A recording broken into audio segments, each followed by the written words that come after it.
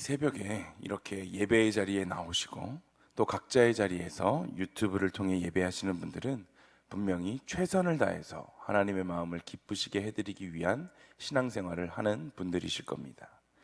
그런데 우리가 기억해야 할 것은 우리의 신앙생활은 단순한 형식 또는 규칙, 이렇게 새벽에 일찍 일어나서 예배를 해야 되고 주일에는 교회에 나가서 예배하는 것을 빼먹으면 안 되고 이러한 룰로서 이렇게 신앙생활이 돼서는 안 되고 분명한 목표가 있어야 한다는 사실입니다.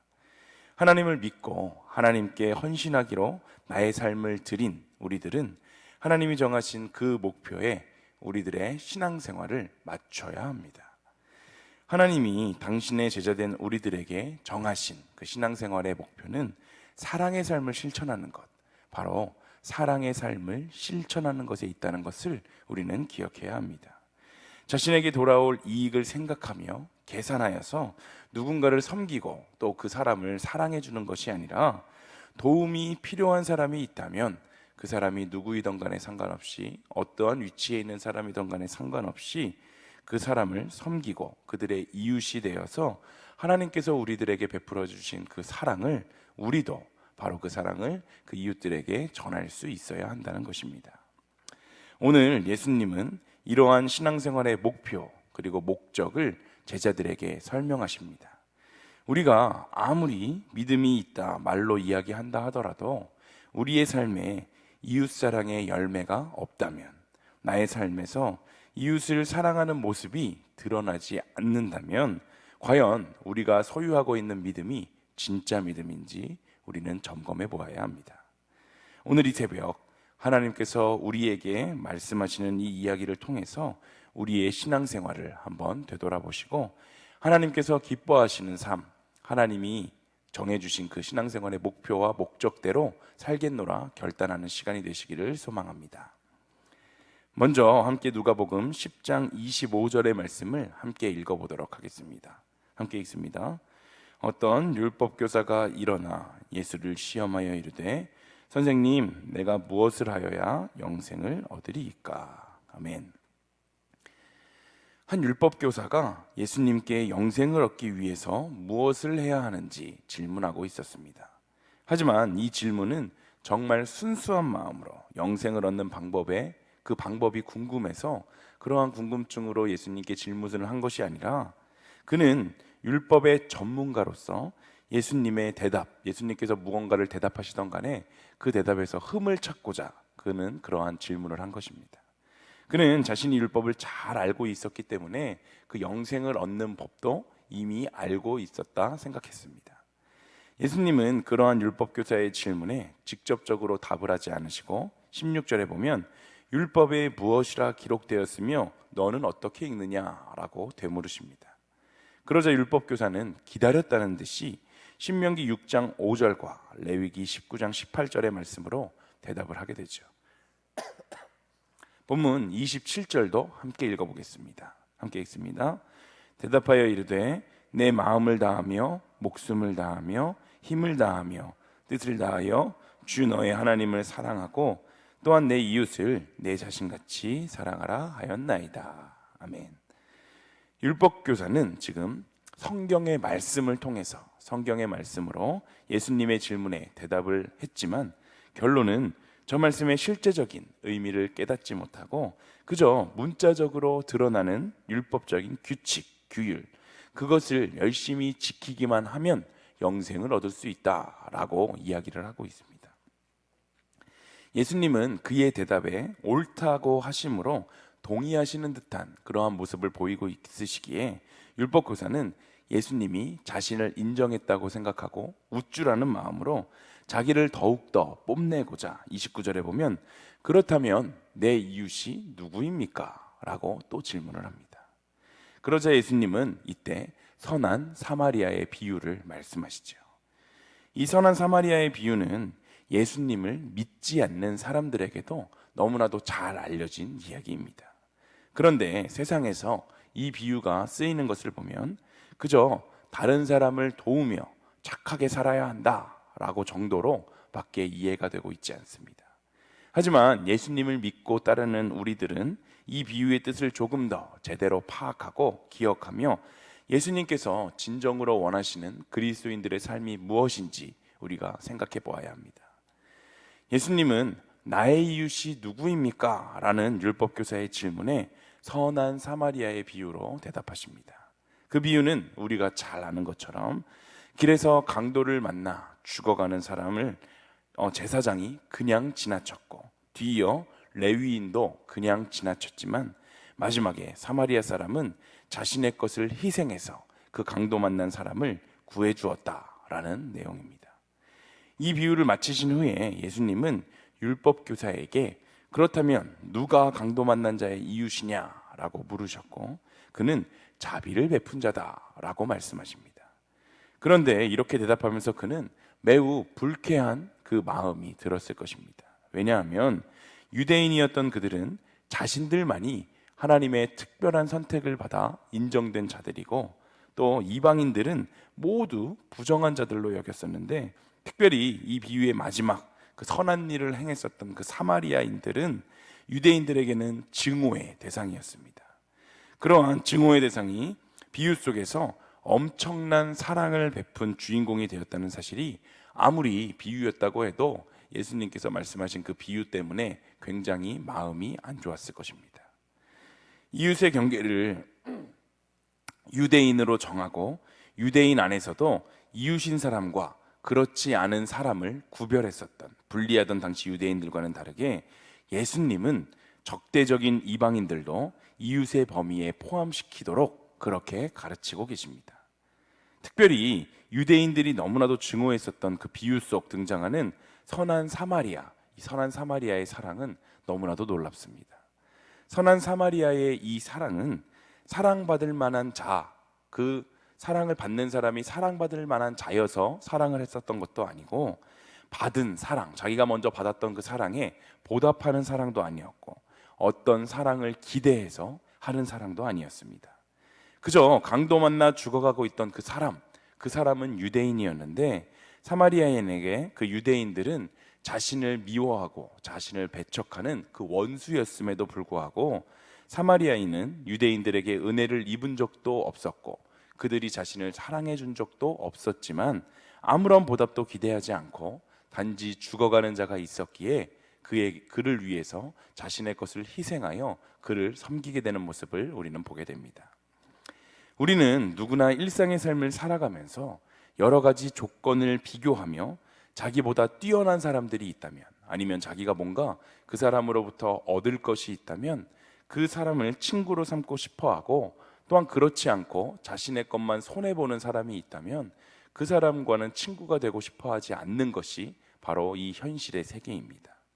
그러나 강도 만난 자와 같이 버려져 죽어가는 우리에게 자비를 베푸셨던 그 하나님의 사랑을 우리가 기억한다면 사랑받을 자격이 전혀 없어 보이는 우리의 이웃들에게, 우리 주위에 있는 사람들을 우리가 나의 진짜로 이웃으로 받아들이고 그들을 사랑으로 섬기는 것은 우리 그리스도인이라면 해야 할 당연한 임무라고 우리는 기억해야 합니다. 또 우리가 이 선한 사마리아의 비유를 통해서 기억해야 할 것은 사랑과 섬김을 실천하는 것, 바로 이것이 모든 문제를 해결하는 유일한 방법이라는 사실입니다. 이 세상에는 강도 만나 신음하는 것과 같이 너무나도 많은 문제들이 존재합니다. 인종 간의 차별 문제로 고통을 받거나 한 나라 안에서도 태어난 지방의 차이로 인해서 갈등과 분열이 생기기도 합니다.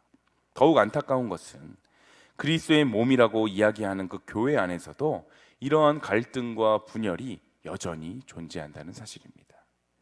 교회 안에서도 자기와 의견이 다른 지체를 공격하거나 공동체에서 소외시켜서 그 문제를 해결하려는 모습들이 보이고 하나님이 진정으로 원하시는 것은 사랑하는 것 또한 섬기는 것임에도 불구하고 자신이 섬김을 받지 못했을 때, 자신이 대접받지 못했을 때 엄청나게 기분 상해하고 교회를 비난하고 떠나버리는 사람들도 얼마나 많습니까?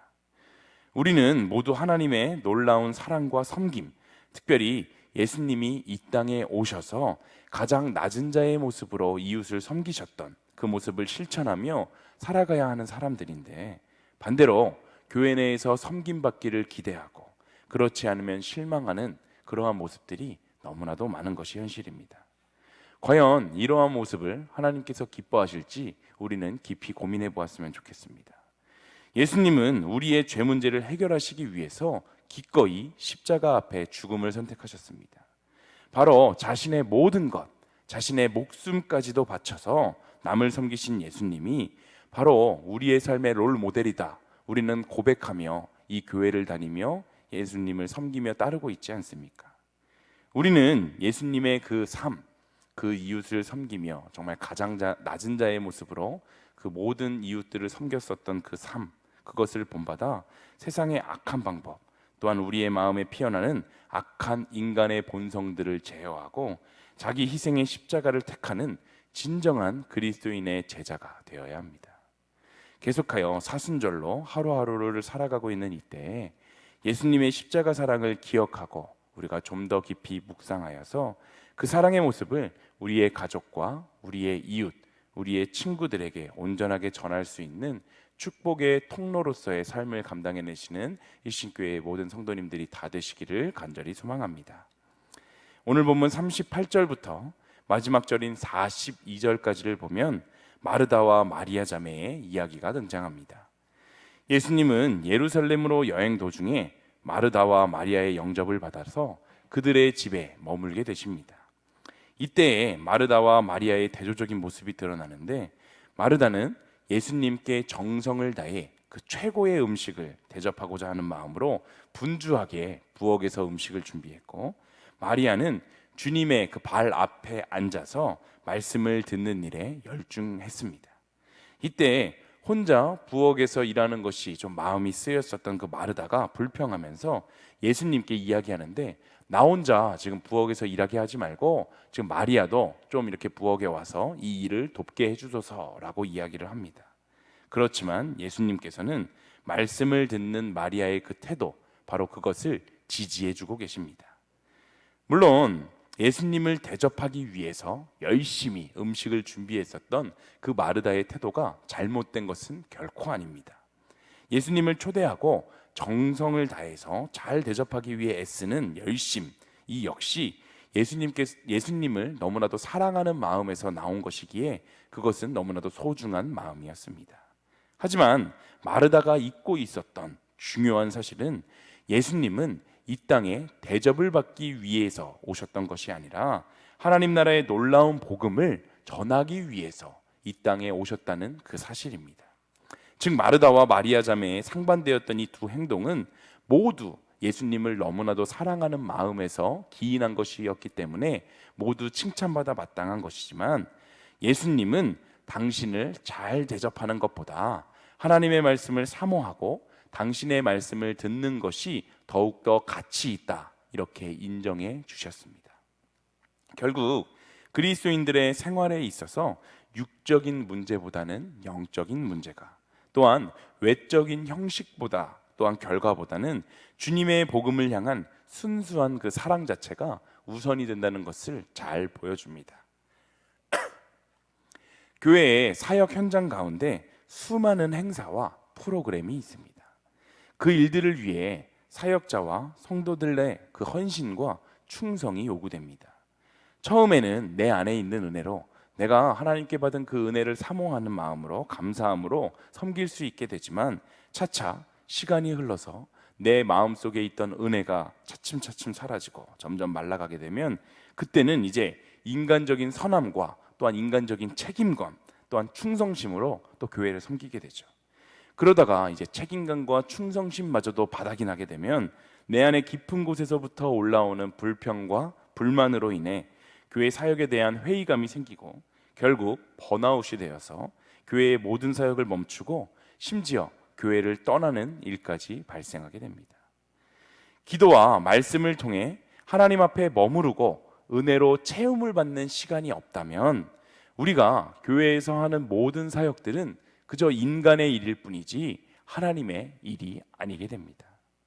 마리아의 영성과 마르다의 영성이 맺는 결과는 분명하게 달랐습니다.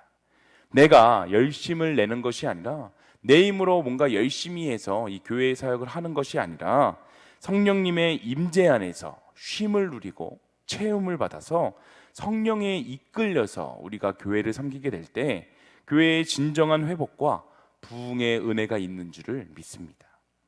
내 몸이 바쁘게 내가 뭔가 교회를 위해서 엄청난 것을 하고 있다, 헌신하고 있다라는 생각 속에 우리는 주님과의 참된 교제, 주님께서 부어주시는 그 은혜를 먼저 사모하는 것이 1순위가 되어야 하는데 혹시 우리는 그것을 잊어버리고 그저 일에 집중하고 있지는 않습니까? 이 시간 우리의 신앙생활을 주님께서 말씀하시는 이 말씀을 통해 비추어 보시고 하나님과의 친밀한 교제를 통해 내 마음에 하나님의 그 놀라운 사랑과 은혜가 넘쳐나서 주님이 우리에게 맡겨주신 그 사명, 복음 전하는 사역에 넉넉히 아주 여유롭게 감당해내실 수 있는 일신교회의 모든 성도님들이 다 되시기를 간절히 소망합니다. 우리 함께 찬송하겠습니다. 찬송가 459장입니다.